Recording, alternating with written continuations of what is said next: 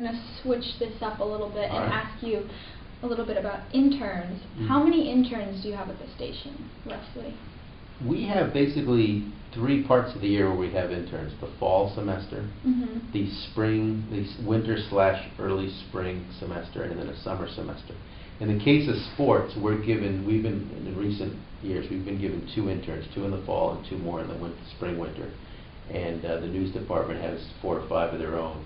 And you get some really good experience. We think that the experience in sports is I didn't show you, we have pictures of our intern classes up on our file cabinet. You get to go out with the crews. You also get a taste of what's going on in the studio. It's invaluable experience to see how a newsroom operates. And what's actually changed in this industry, I know for our company, in the last 3 or 4 years, these are now paid internships. It's basically minimum wage, but 4 or 5 years ago it was nothing. So you get the experience and you get a little spending money, and that is just invaluable. I would consider multiple internships. Do one at this state, maybe you do one at a station here, one at a station here, maybe one in public relations or one at a radio station. Then you get a taste of all the different things, or many of the different things that are offered. I actually did one at a radio station, and that was definitely an incredible experience. I believe it. I learned a lot. Definitely way different than this, though. Okay. So when you're looking for an intern, what qualities would make a perfect intern? Well, we bring the person in for an interview, and we want them to be confident. If they're quiet, that's a big negative, because that suggests, people may be anxious and nervous in an internship interview, but if you're quiet and sort of meek, that's not what we're looking for. Not someone that's going to be overly aggressive and a know-it-all, but someone that's going to be confident. Yeah. It's going to be, if we send them out with a photographer and say, you're asking the questions here, do your homework about this coach, that they can pull it off. Not someone that's shy and hesitant to ask, because this is not the field for you. You've got to be aggressive and confident. And extrovert. We want someone that's articulate. Can they speak well for themselves? Are they well read? Have they done their homework before they showed up to the interview? Like, I was impressed that you said you checked out my YouTube stuff.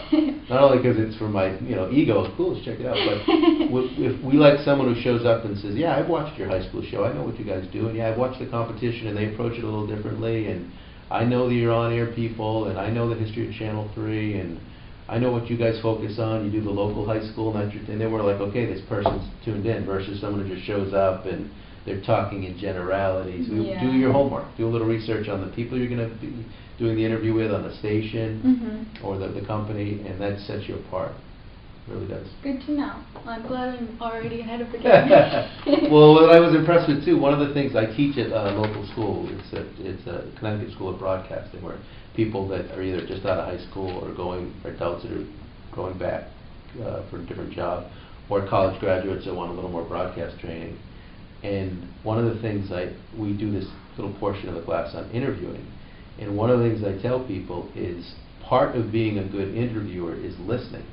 And when you're new to it, it's like you may have some questions in your mind, and you're a little anxious, and no matter what the interview subject says, you're moving on to the next question. You're failing to listen. Like, I could drop some bombshell on you. Yeah. But you're so focused on what your next question is, you don't do a follow-up on the bombshell.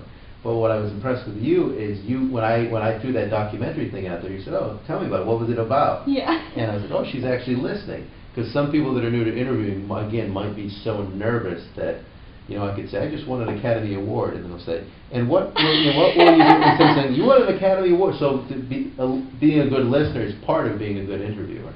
Good to know. Yeah. Actually, when I show this video to my class, that'll be some good advice for everyone in there. That's what this class is a lot about. Excellent. Is there anything else that you want to mention? There's a lot to be said for going to school and getting the broadcast training. But one of the things I know they required me to do at college was to have a minor, and I minored in sociology.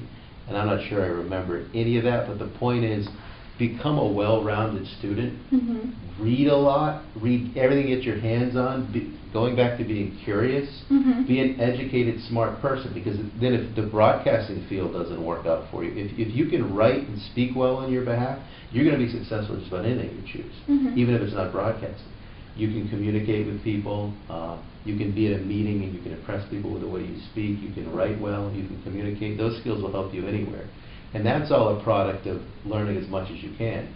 there's nothing like being prepared, much like a test in college. If you've prepared, come test day, you're like, bring it on, right? Yeah. But if you haven't prepared, you know, oh, I'm in trouble.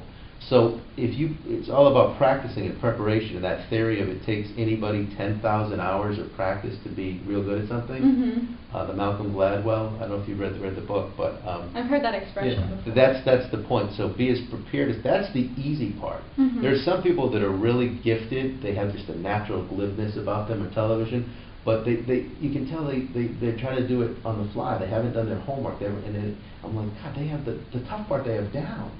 Like, I think I have to work twice as hard too, because I don't naturally have that feel on TV, so I try to compensate by preparing and having the knowledge base.